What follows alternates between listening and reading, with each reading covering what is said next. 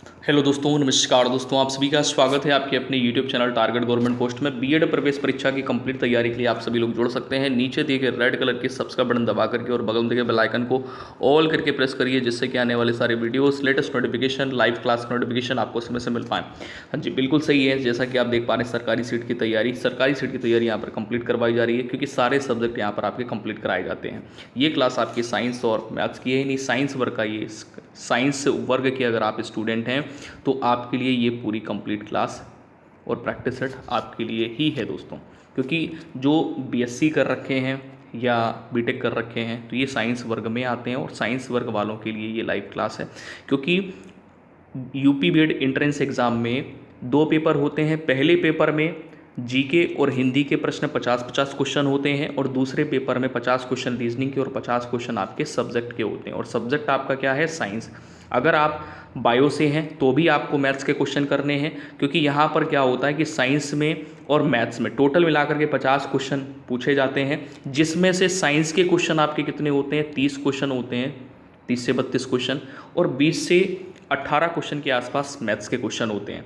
तो यहाँ पर वेरी इंपॉर्टेंट सेशन होने वाला है प्रैक्टिस सेट नंबर 17। इससे पहले आपके 16 प्रैक्टिस सेट करवाए जा चुके हैं। अगर आप कहीं मार्केट से बुक भी परचेस करते हैं तो आपको मैक्सिमम 15 सेट वाले पेपर मिलते हैं। हालांकि यहाँ पर आपको अच्छे से करवाए जाते हैं सारे क्वेश्चन, जो कि आपके एग्जाम के लिए संभावित प्रश्न होते हैं, और हर साल ये क्वेश्चन रिपीट भी होते हैं। तो सेशन को एंड तक ज्वाइन किया करिए। और डेली आपकी क्लास होती है, बहुत सारे बच्चे डेली क्लास लेते हैं, तो उम्मीद है कि आपको ये क्लास पसंद आती होगी। तो वीडियो को लाइक करना बिल्कुल मत भूला करिए, वीडियो को लाइक ज़रूर किया करिए, जिससे कि आपको टाइम से इस क्लास का नोटिफिकेशन मिल पाया करे।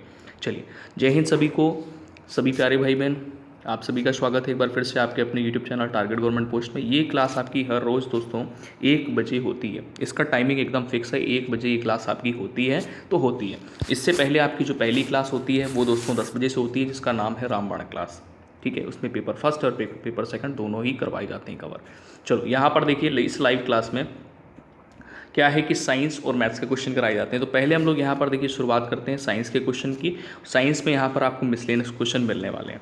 तो चलिए, पहला क्वेश्चन ये रहा, आपके स्क्रीन में प्रकट हो गया है। ये सारे क्वेश्चन मैंने आज छांटे हुए हैं, जो कि कल की अपेक्षा, कल आपको मैंने जो क्वेश्चन करवाए हुए थे, कल आपकी स्पेशल संडे की क्लास थी, तो न्यूमेरिकल क्वेश्चन ज़्यादा थे, न्यूमेरिकल पोर्शन उसमें ज़्यादा था, न्यूमेरिकल भी करवाया हुआ था मैंने, और बायो के क्वेश्चन करवाए थे, और आपके मैथ्स के क्वेश्चन कराए थे। तो आप प्रैक्टिस सेट डेली कुछ ना कुछ, ऐसा नहीं कि सारे प्रैक्टिस सेट सेम रहते हैं, कुछ ना कुछ नया रहता है प्रैक्टिस सेट में। तो आप उन सभी प्रैक्टिस सेट को जरूर ज्वाइन किया करें। अगर आपका प्रैक्टिस सेट छूट जाता है तो आप उसको किसी और टाइम में भी ज्वाइन कर सकते हैं। होम पेज में जा करके वीडियोज़ वाले ऑप्शन में जाएंगे तो क्लासें जो भी रिसेंटली वाली होंगी या जो उस डेट की क्लासें होंगी, तो आप देख लिया करिए कौन कौन सा प्रैक्टिस सेट आप ज्वाइन कर चुके हैं, कौन सा आपका रह गया है, तो वो आप वहाँ से उस क्लास को ज्वाइन कर सकते हैं। चलिए, यहाँ पर देखिए पूछा गया, मानव शरीर में जल की मात्रा होती है। सभी प्यारे भाई बहन आंसर देंगे, फटाफट से आंसर करेंगे। ठीक है, और सेशन को लाइक, जिन लोगों ने नहीं किया अभी तक, सेशन को लाइक ज़रूर कर दीजिए।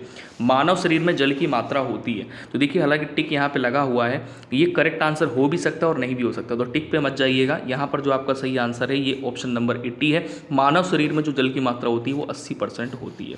अगला क्वेश्चन ये रहा आपके स्क्रीन में। यहां पर आपसे ये कह रहा है कि मनुष्य का सामान्य टेम्परेचर यानी तापक्रम लगभग होता है।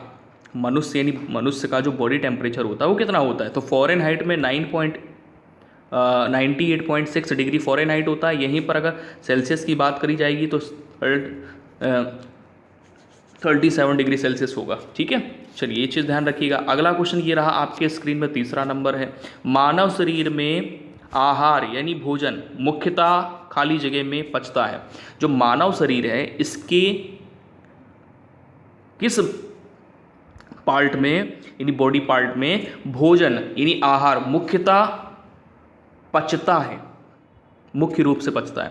तो राइट आंसर क्या हो जाएगा यहाँ पे? छोटी आंत, option number B.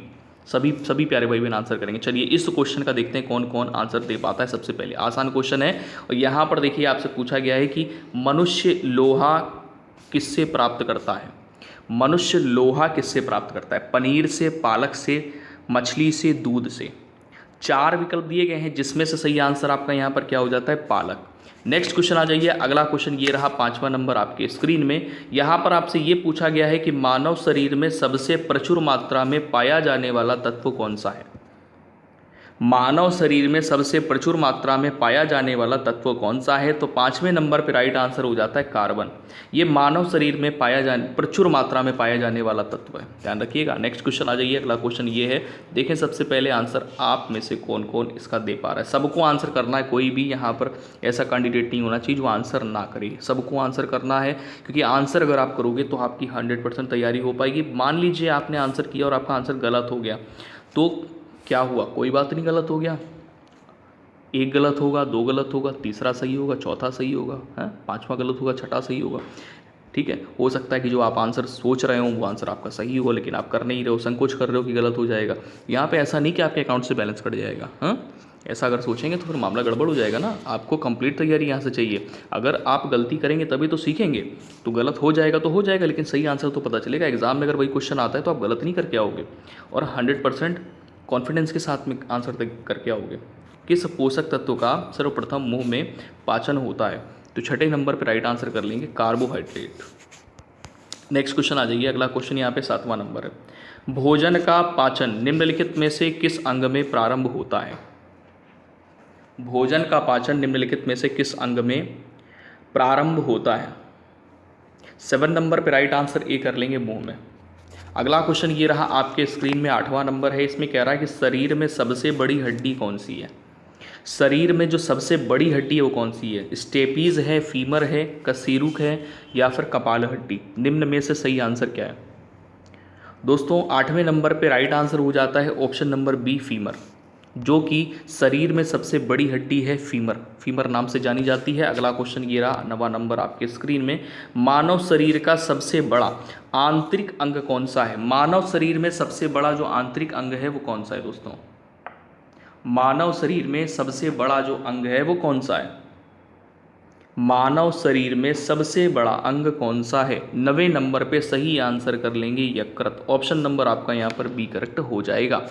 Next question आ जाइए। अगला क्वेश्चन यहाँ पर ये 10वां नंबर आपके स्क्रीन में है।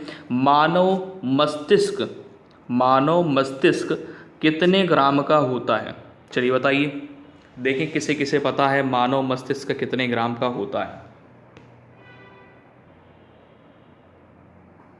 मानव मस्तिष्क कितने ग्राम का होता है? दोस्तों ध्यान देंगे, 10th नंबर क्वेश्चन है, राइट आंसर हो जाएगा 1350 ग्राम का होता है।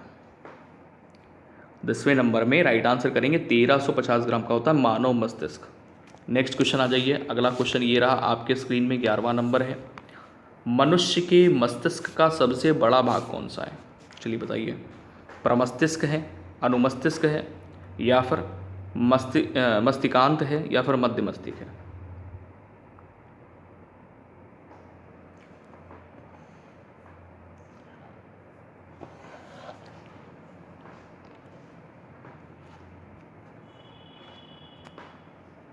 दोस्तों 11वें नंबर पे जो सही आंसर आपका है वो है प्रमस्तिष्क। क्या है? प्रमस्तिष्क। ये क्या है दोस्तों? ये मनुष्य के मस्तिष्क का सबसे बड़ा भाग होता है, प्रमस्तिष्क। अगला क्वेश्चन यहाँ पे 12वां नंबर है। शरीर में सबसे बड़ी कोशिका है, शरीर में सबसे बड़ी कोशिका है कौन सी? शरीर में सबसे बड़ी कोशिका कौन सी है? तो राइट आंसर आपका यहाँ पर क्या हो जाएगा भैया? ऑप्शन नंबर ए करेंगे, बी करेंगे, सी करेंगे, या डी करेंगे? तो 12वें नंबर में राइट आंसर हो जाएगा तंत्रिका तंत्र। शरीर में सबसे बड़ी कोशिका है तंत्रिका तंत्र। 12वें नंबर पे राइट आंसर ए कर लेंगे। नेक्स्ट क्वेश्चन आपका यहाँ पे 13वां नंबर है। मनुष्य के सबसे छोटी ग्रंथि है, मनुष्य की सबसे छोटी ग्रंथि कौन सी है? लीवर है, थायराइड है, या फिर पिट्यूटरी है, पिट्यूटरी या लार ग्रंथि? निम्न में से सही आंसर क्या? 13 में राइट आंसर क्या करेंगे? ऑप्शन नंबर सी कर लेंगे, पिट्यूटरी। क्या करेंगे? मनुष्य की सबसे छोटी ग्रंथि कौन सी है? तो यहाँ पर पिट्यूटरी कर लेंगे। अगला प्रश्न ये रहा 14 नंबर। शरीर में मास्टर ग्रंथि किसे कहा जाता है? शरीर में मास्टर ग्रंथि किसे कहा जाता है? राइट आंसर क्या होगा?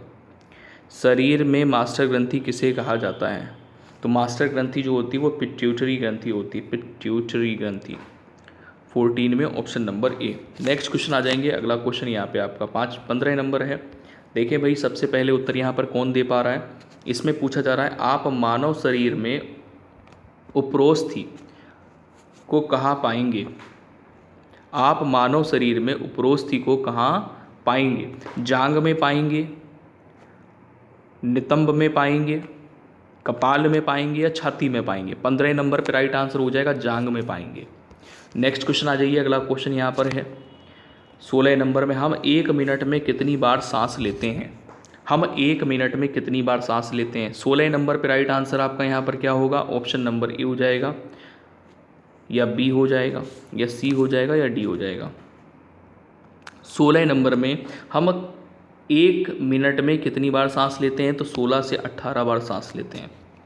अगला क्वेश्चन ये रहा आपके स्क्रीन में 17 नंबर। इसमें है टीबिया नामक हड्डी पाई जाती है। टीबिया नामक हड्डी पाई जाती है खोपड़ी में, टांग में, भुजा में, मुंह में। 17 पे राइट आंसर यहाँ पर कर लीजिएगा बी, टांग में। 17 हो गया। 18 नंबर पे आ जाइए। 18 नंबर क्वेश्चन, वह अंग जो मानव शरीर में पित्त उत्पन्न करता है। वह अंग जो मानव शरीर में पित्त उत्पन्न करता है। 18 नंबर पे आपका यहाँ पे सही आंसर क्या हो जाएगा, यकृत। वह अंग जो मानव शरीर में पित्त उत्पन्न करता है, ऑप्शन नंबर बी यकृत हो जाएगा। अगला क्वेश्चन 19 नंबर है। इसमें है ऑप्थाल्मिक, क्या है, ऑप्थाल्मिक संबंधित है किससे।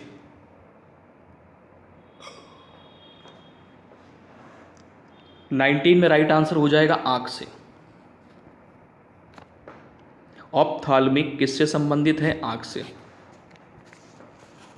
नेक्स्ट क्वेश्चन आ जाइए। अगला क्वेश्चन ये रहा आपके स्क्रीन में, मानव शरीर में कौन सा अंग पदार्थ मानव शरीर में कौन सा पदार्थ तात्कालिक ऊर्जा का मुख्य स्रोत है।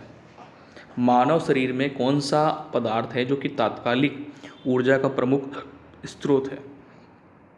20 पे राइट आंसर करिए। कार्बोहाइड्रेट, ये तुरंत ऊर्जा प्रदान करता है। नेक्स्ट क्वेश्चन पे आ जाएंगे। अगला क्वेश्चन ये रहा 21 नंबर है, मानव शरीर का जो रक्त है, यानी मानव रक्त का पीएच मान कितना होता है। मानव रक्त का पीएच मान कितना होता है। 21 पे राइट आंसर बताइए, मानव रक्त का पीएच मान कितना होता है। 21 पे right answer option number C हो जाएगा, 7.4, 7.4 पीएच मान होता है मानव रक्त का। अगला क्वेश्चन ये है 22 नंबर, मनुष्य के हृदय की सामान्य स्पंदन गति प्रति मिनट होती है। मानव के हृदय की जो सामान्य स्पंदन गति है वो प्रति मिनट होती है। 22वें में राइट आंसर क्या कर लेंगे, 72। नेक्स्ट क्वेश्चन आ जाइए। अगला क्वेश्चन यहाँ पे 23 नंबर है, सर्वदाता रुधिर वर्ग है। सर्वदाता रुधिर वर्ग है। 23 नंबर पे राइट आंसर यहाँ पर डी कर लेंगे। सर्वदाता कौन होता है भाई, वो होता है जो सबको दे सकता है। सर्वाग्राही कौन होता है, जो सबसे रक्त ले सकता है। बताइए राइट आंसर क्या होगा, ओ है, बी है, ए बी है, ए है। सर्वग्राही रक्तदाता का रक्त ग्रुप होता है। 24 पर राइट आंसर ऑप्शन नंबर यहाँ पर आप क्या कर लेंगे, बी कर लेंगे, ए बी। ये सर्वाग्राही होता है, वो सर्वदाता होता है। जो सबको दे सकता है रक्त वो ओ है, ओ ब्लड ग्रुप, और जो ए बी ब्लड ग्रुप होता है ये सबसे रक्त ले सकता है। नेक्स्ट क्वेश्चन पे आ जाइए। अगला क्वेश्चन 25 नंबर है, एक ए बी ग्रुप वाला व्यक्ति खून दे सकता है किसे। ए बी वाला किसे दे सकता है, तो ये ए बी वाला ए बी वाले को ही दे सकता है। 25 नंबर पे राइट आंसर भी हो जाएगा, ए बी वाला जो है ए बी वाले व्यक्ति को ही खून दे सकता है। अगला क्वेश्चन यहाँ पर ये रहा 26 नंबर, ओ रक्त समूह वाले आदमी का रक्त किसे दिया जा सकता है। रक्त किसे दिया जा सकता है, ओ समूह वाला, यानी जिसका ब्लड ग्रुप ओ है तो वो किसे किसे रक्त दे सकता है।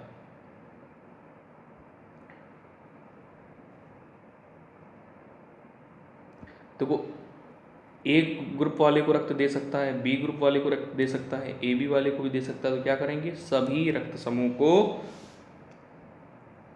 ओ रक्त जो ओ ग्रुप वाला है वो सभी को दे सकता है, इन सभी को। 26 नंबर, क्योंकि ये सर्वदाता होता है। नेक्स्ट क्वेश्चन पे आ जाइए। अगला क्वेश्चन ये रहा आपके स्क्रीन में, थोड़ा सा देखिए यहाँ पर क्या है कि मिसप्रिंट हो गया है। मानव शरीर में रक्तचाप निम्नलिखित में से नियंत्रित होता है, किससे? रक्तचाप जो है नहीं, ब्लड प्रेशर की बात हो रही है, किससे नियंत्रित होता है? एड्रीनल ग्लैंड से, थायराइड ग्लैंड से, थाइमस से, कार्प्स लूटियम से। 27 में राइट आंसर ऑप्शन नंबर यहाँ पे आपका ई करेक्ट हो जाता है, जिसमें है एड्रीनल ग्लैंड से। अगला क्वेश्चन यहाँ पर 28 नंबर है, इसमें हो जाएगा इंसुलिन की कमी के कारण होने वाला रोग है।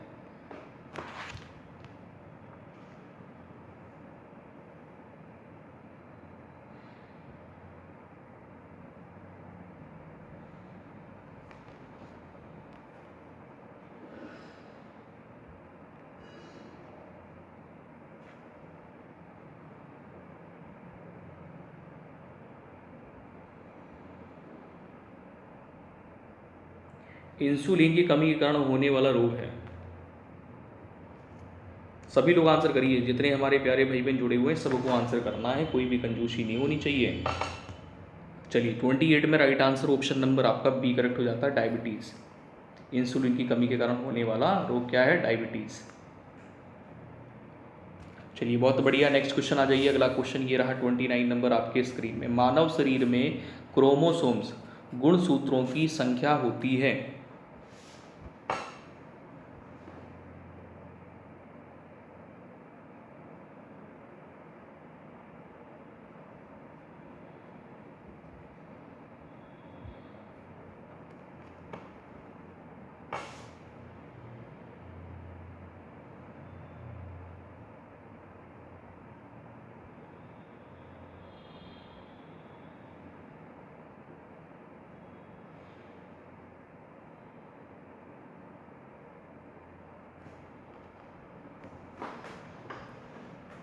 चलिए बहुत बढ़िया, शाबाश, आंसर करिए जल्दी से।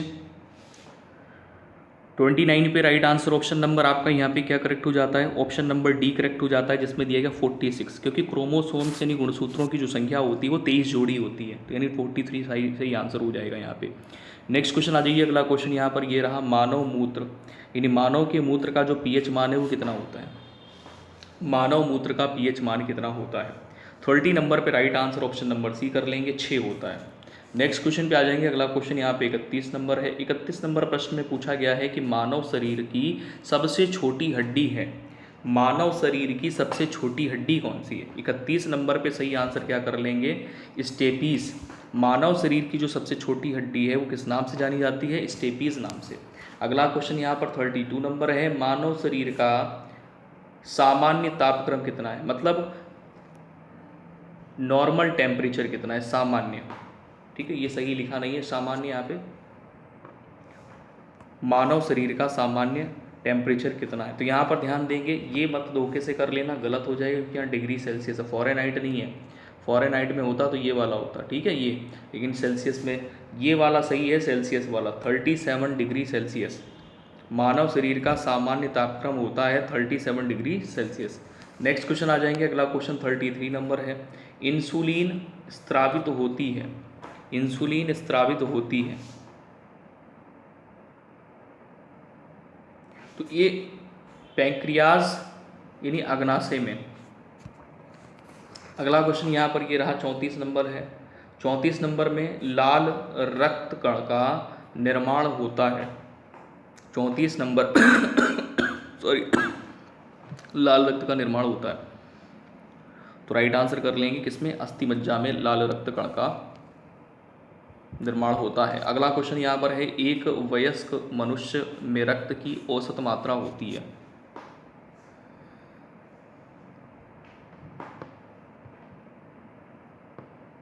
पैंतीस नंबर पे सही आंसर ऑप्शन नंबर सी कर लेंगे, जिसमें है 5 से 6 लीटर। नेक्स्ट क्वेश्चन आ जाइए। अगला क्वेश्चन यहाँ पे 36 नंबर है। यहाँ पर आपसे कह रहा है कि लाल रक्त का आकार होता है, लाल रक्त का आकार होता है?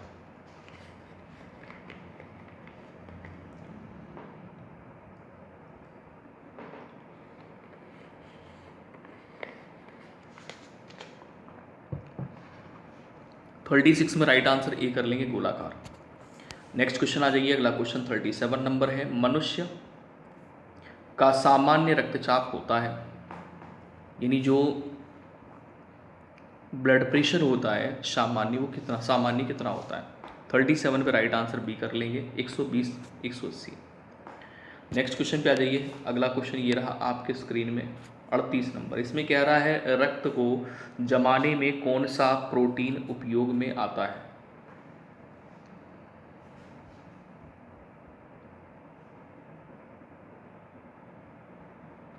थर्टी एट में राइट आंसर हो जाएगा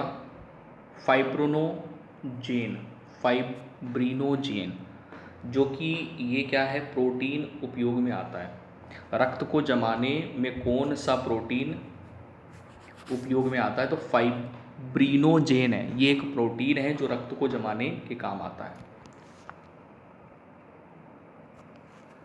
अगला क्वेश्चन ये रहा 39 नंबर है। शरीर में हीमोग्लोबिन का कार्य है, शरीर में हीमोग्लोबिन का कार्य है ऑक्सीजन का परिवहन करने में। नेक्स्ट क्वेश्चन आ जाइए, अगला क्वेश्चन यहाँ पर 40 नंबर है।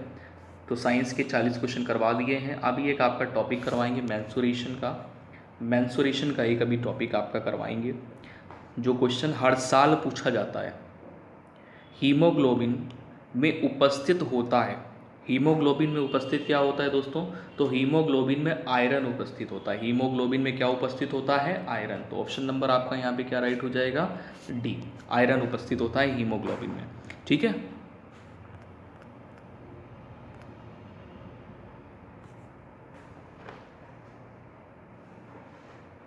चलिए थोड़ा सा ध्यान देंगे यहाँ पे। मेंसुरेशन में आपने ये पढ़ा होगा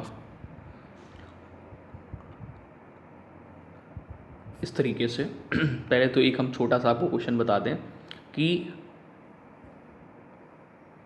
ये वर्ग होता है जिसकी चारों भुजाएं बराबर होती। मान लीजिए एक भुजा ए है तो चारों भुजाएं क्या होंगी? ए होंगी। ठीक है, और एक होता है आपका आयत। आयत में क्या होता है कि आमने सामने की भुजा बराबर होती है। अगर ये बी है तो ये भी बी होगी, और ये वाली ए है तो ये ए होगी, जिसमें हम लोग क्या बोलते हैं कि ये आपकी लंबाई है और ये आपकी चौड़ाई है। राइट। अच्छा, यहाँ पर क्या है कि लंबाई चौड़ाई सेम होती है, तो इसीलिए बोलते हैं कि वर्ग की सारी भुजाएं बराबर होती हैं। तो इसको क्या बोलते हैं? ये वर्ग होता है और ये आपका आयत होता है, यानी इसको बोलते हैं स्क्वायर और इसको बोलते हैं रेक्टेंगल।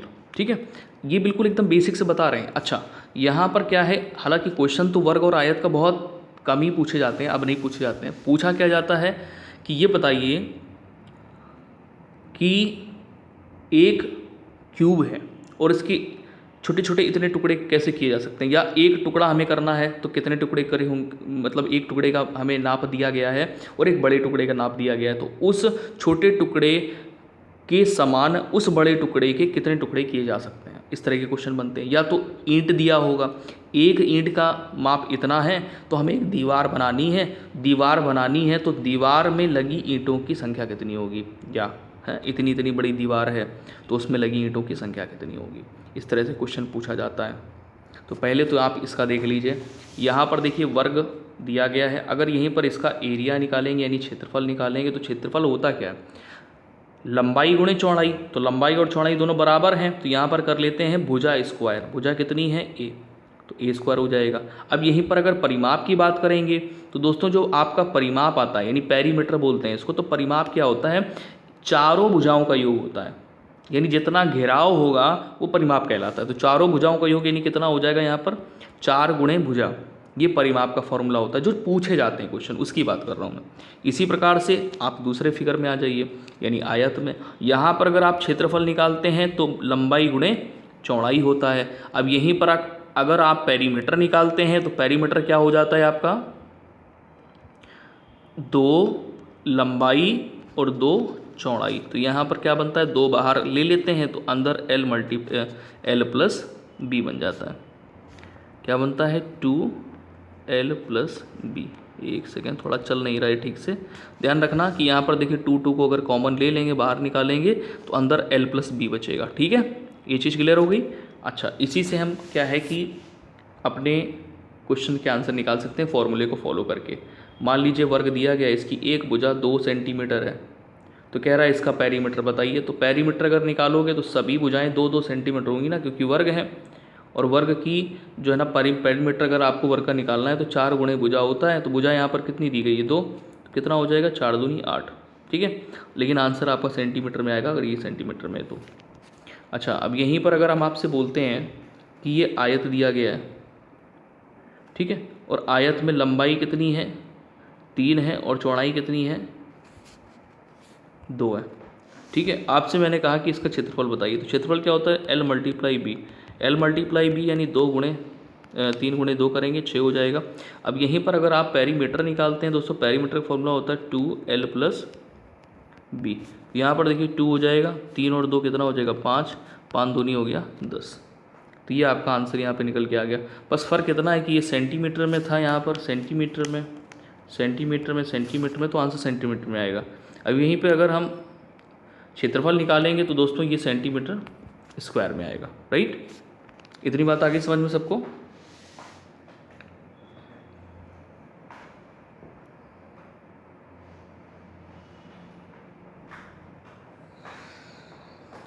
चलिए ध्यान दीजिएगा।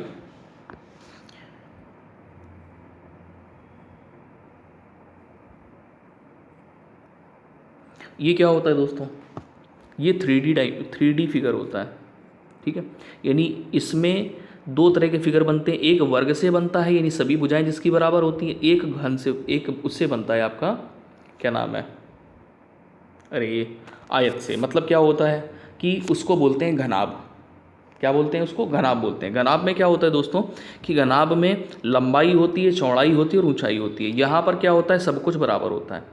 यहाँ पर ये जो घन की बात हो रही है, जिसको इंग्लिश में क्यूब कहते हैं, इसमें सब कुछ बराबर होता है।